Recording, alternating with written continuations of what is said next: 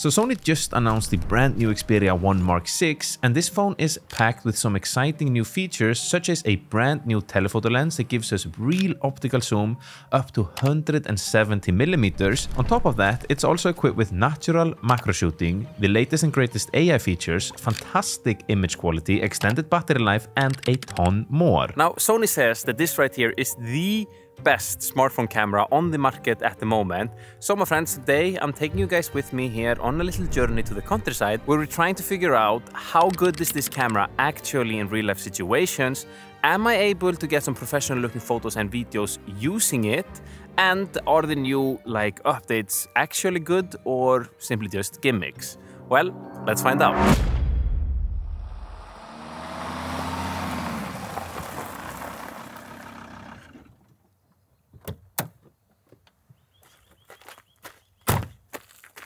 Guys, welcome to the archipelago.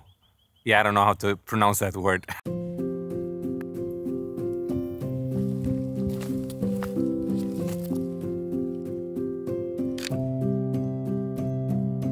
So for the next 20 minutes or so, me and you are gonna have a good time and hang out together and really try to put this new phone to the test. Now, honestly, the first thing that really stands out to me is the wide range of focal lengths you can get in just a single smartphone. You see, just like on the previous model, then you have 3 different lenses, a 60mm ultra wide angle, a 24mm wide angle, and then an upgraded true optical zoom of 85 to 170mm. On top of that, they've also now added a 48mm focal length, meaning that we're kind of covered for so many different scenarios.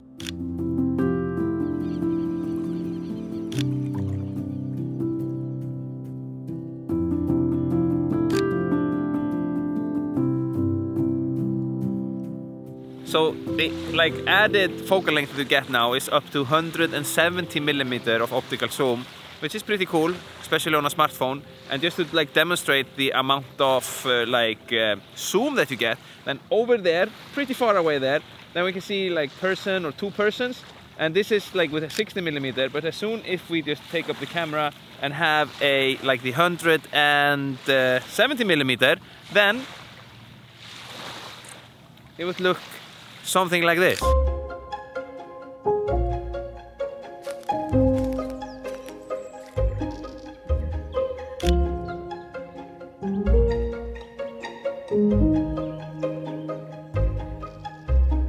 Now the 85 to 170mm focal length, it's kind of just perfect for portraits. So all of you guys that are watching and like to take photos of people, you are in for a treat. Personally, then I've been playing a little bit around with it, photographing kind of just my kids and their friends, because if I'm gonna be completely honest with you, then I'm kind of not really a portrait photographer. Landscape photography, however, and street photography too, that's where my heart is. I absolutely love that. And I think usually when people think about those types of photography, they're thinking wide angle, 60mm, 25mm, but I personally really like the 85 to 170 or even above for that type of photography, because you get that compressed look. So for me, having that on this phone has been absolutely gold, even on the older Xperia 2, when you can have this optical zoom, because the compression is just, everything looks so big and so epic when you use a telephoto lens in landscapes and street photography as well. Now, 2 things that I want to add: that it's really sunny outside today, really sunny. I'm hoping that some clouds will roll in. I think it's going to roll in. It's usually this time of the year when there's sun and rain and the weather can't really decide. But when it's this sunny outside, the sunlight is so harsh, which is not my favorite type of daylight. However, it does make me have to think a little bit more, because it's more of a challenge. And also going in the woods here is so pretty, and you get all of them shadows. So I'm not complaining there. Secondly, is that I've never really fully put the new bokeh mode to the test. It wasn't on the Xperia 1 Mark V, so I haven't really tried it out properly, and I want to try it out. So you're gonna do it with me. Now, I am not gonna be fully fair to Sony here. I found a tree branch over there, which is a really tricky shot. So if the artificial bokeh can nail this, because you know how tree branches are, there are these leaves all over, this a pine tree even, so all over the place. So if you can do it there, then I mean, then it's sick, okay? All right, my friends, I'm coming at you back here with another hot voiceover. So here I'm like using the bokeh mode, and I heard from a friend that it's good to lower the intensity of the brightness and then adding up the temperature a little bit. So you see me playing around with those sliders. Then I'm also just playing around with a few different focal lengths and also messing with the intensity of the bokeh itself. And honestly, just really putting this to the test. All right, you guys, so it is moment of truth. I am gonna check how this looks in the phone and see how it is on the screen here. Let's take a look. All right, this is pretty nuts. Truth be told, I've never been a huge fan of these artificial bokehs that you can see on devices because I've always found that they are kind of too digital, but this looks really good. Wow. And I mean, this is on a pine tree, so it should be super hard. I was not going easy on you, Sony, there.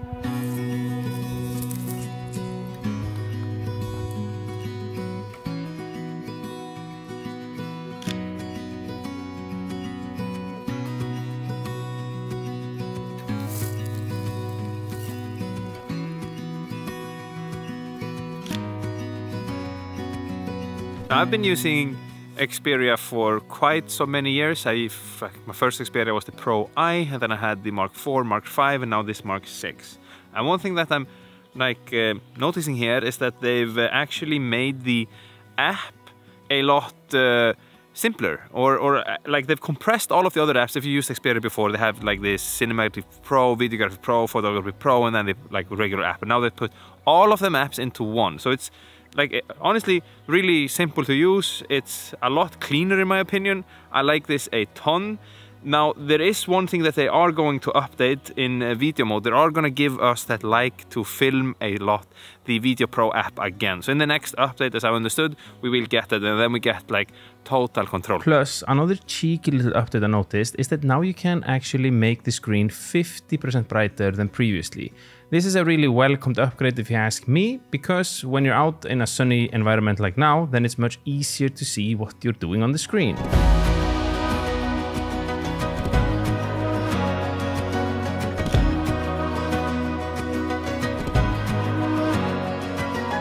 You guys remember before when I was asking and wishing for some clouds to roll in? I'm hoping that some clouds will roll in. Well, I got my wish, granted. I've had clouds rolling in, but we got them super boring, extremely high clouds with zero texture at all. I feel like sometimes you have to be careful what you ask for, because this is the most boring thing. There's nothing happening in the sky. But fear not, my friends. Clouds or no clouds, the journey must continue.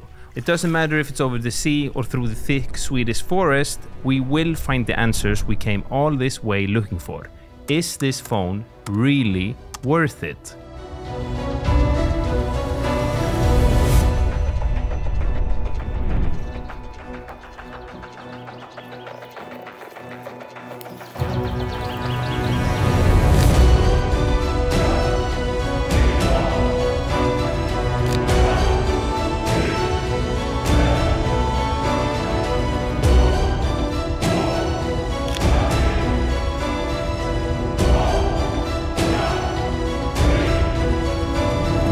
Alright, so I found a bunch of sheeps here, kind of random, but let's try out the 4K 120 frames a second, the super slow motion. This phone is also equipped with it. I haven't tried it on this phone yet, so let's see what it can do, you know?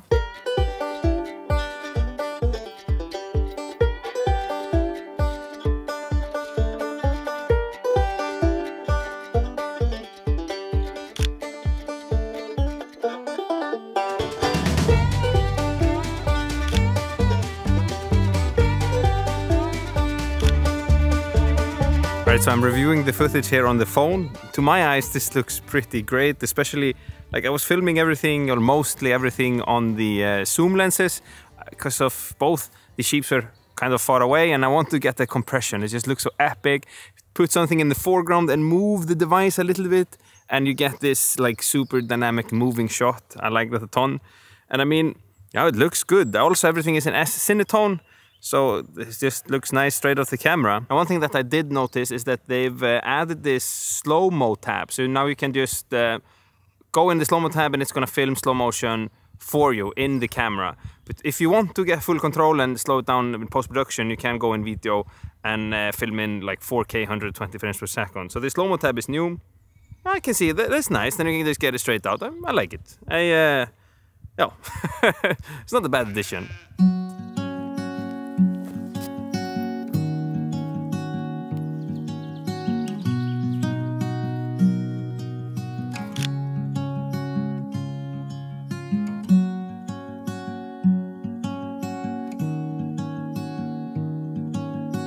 As I've been hanging out here with you guys and running around this forest photographing a ton, then one thing that strikes me as like a pretty cool update is the macro lens. You see, usually when I've tried macro lenses on other phones, it's like almost always a wide angle. And I always thought like, why wide angle? Because usually when I use macro lens on my real camera, it's a telephoto lens, a 90mm or 100mm plus.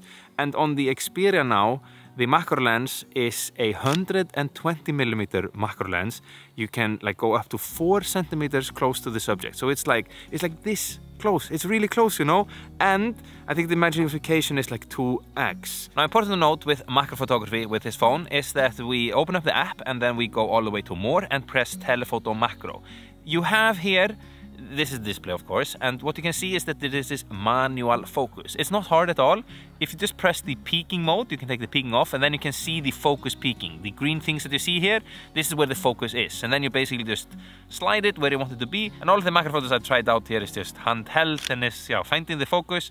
And something that is of interest, go as close as you want and then just snap photo and see the world through, you know, the nerdy macro photography eyes, you know. Now at this point then I'd been hiking for a few hours trying to reach a watchtower that I've just only heard of, and I like realized that I forgot to take with me any food or water, so running on none of these, plus the sunset, it wasn't too far away. So my friends, I decided to try to cut corner. However, that ended up being a big mistake. So I tried to cut corners and go like into the woods. I saw on the maps that where I'm going to, which is like a watchtower, is just somewhere in that direction. However, now I'm kind of lost. I have no idea where I am. There's like a wetland here. I cannot cross this river. I don't know if you guys can see, but there's like a huge swamp here. There's no way to me to get to the side, you know. And in forest, everything looks the same. I'm from Iceland and the trees are like this big, and we have a saying that is like, if you ever get lost in a forest in Iceland, just stand up, because the trees ain't that big there, you know. But here everything looks the same, so I kind of don't know, because there wasn't any path. I just went straight ahead and chopped myself through the woods, and now man, this like okay, I'll figure this out.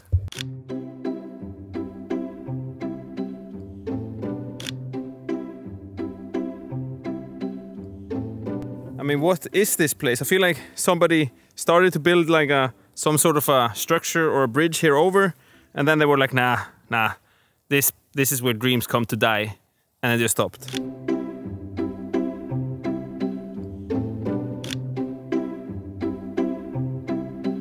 All right, this is sketchy. Oh, no.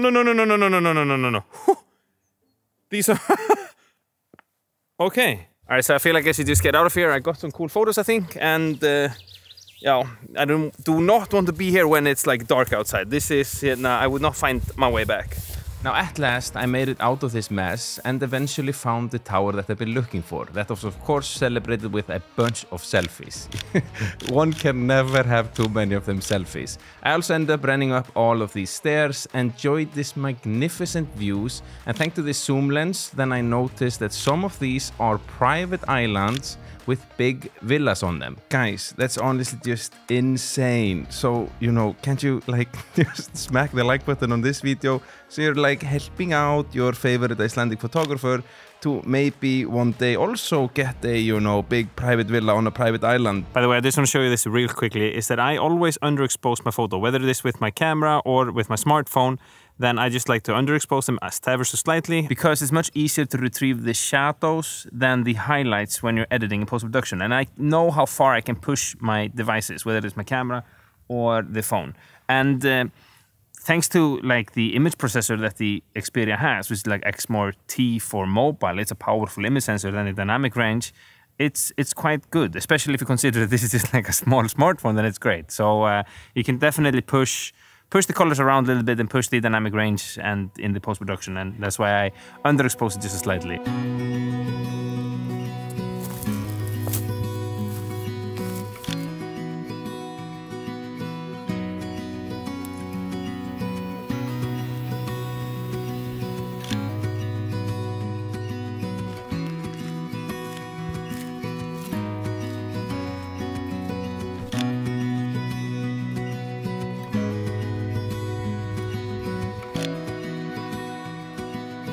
Alright, so the sun is about to set here over the archipelago. I am gonna try out the 48 megapixel as a new addition to this phone.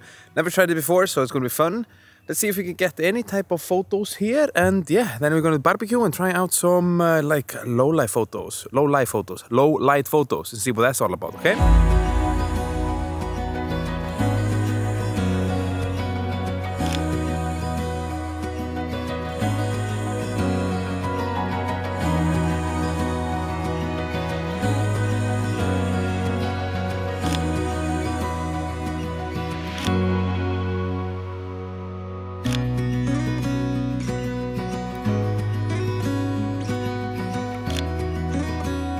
So I've been looking at these 48 megapixel photos on the screen on the phone, and to me they look like pretty sharp and nice. Now I haven't seen them in like the full like big computer screen, so I honestly can't wait to see there, because this I find rather interesting and a nice little update.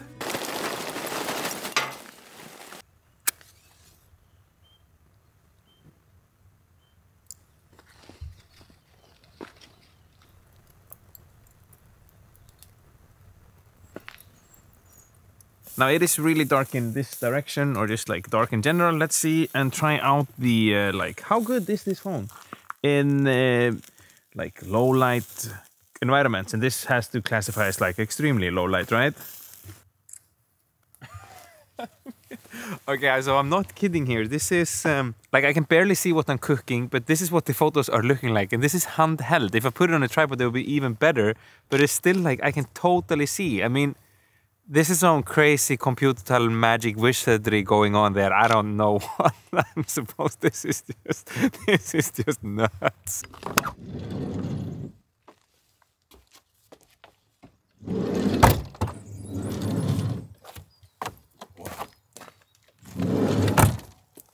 Good morning, my friends. Wow, I always sleep good in the van. It was a nice night.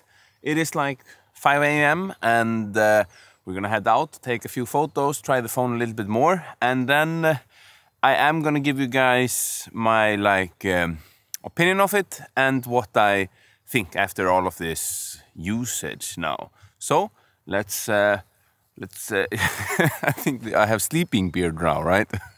Let's fix the sleeping beard and then let's head out and get some photos, okay?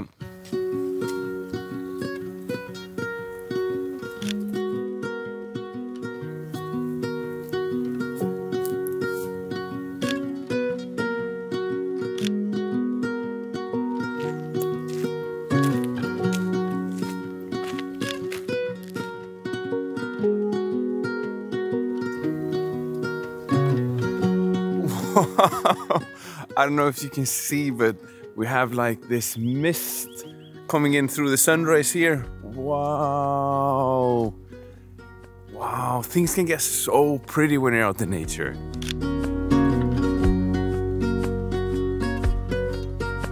By the way, it is cold outside. I think you can kind of see, you know, my breath. And you know it's cold. This, yeah. Welcome to the spring in North, you know.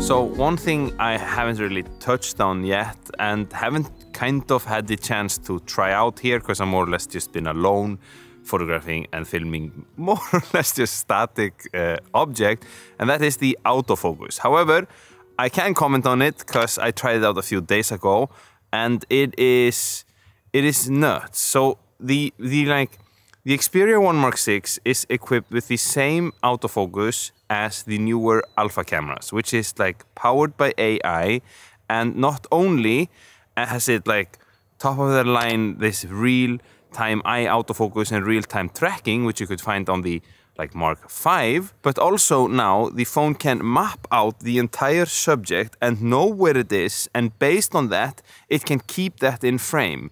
And I use this all the time on my regular camera, and it is nuts because it means that I can like move away, and the camera, or the camera here, knows where my eyes should be. So if I even look away, it just knows where the eyes is because it mapped me out. It is so like I feel that Sony is like pioneering and always pushing the autofocus forward, and now they crank the latest and greatest autofocus technology in the phone as well. And yeah, I know I'm a Sony fanboy to the death, but man, this is some mind-blowing things. And in a phone, it's even crazier.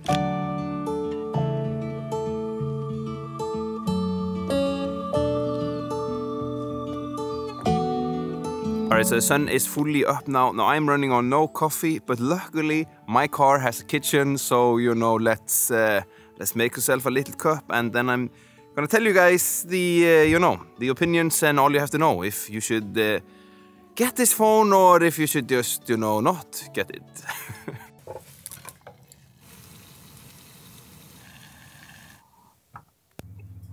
Alright, so what do I then think about the Xperia? Is it the best smartphone camera on the market?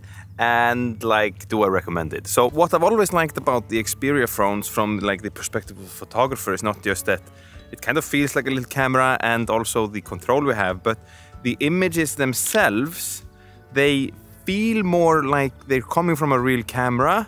For instance, just like many other phones that I've tried, like smartphones have a problem with them being too like overly digital or like overly sharpened and all that. But with an Xperia, it feels like pretty natural, and I like that a ton. I also feel like they really try to make this a mini camera. I mean, they have a little shutter button, and this is like just a tiny little detail, but it's really nice when you're out photographing and filming too, because you just have to click like this and it feels kind of like a little camera, and it is. And I've like that it's just lightweight and I can whip it up and film. I was drinking my coffee there and there was a boat going over. My camera wasn't close by, but my phone was, so I just grabbed it, and but it's holding in the shutter button. You open up the app immediately and you can then click it and you start to film. Not bad. However, is it the best smartphone camera on the market today?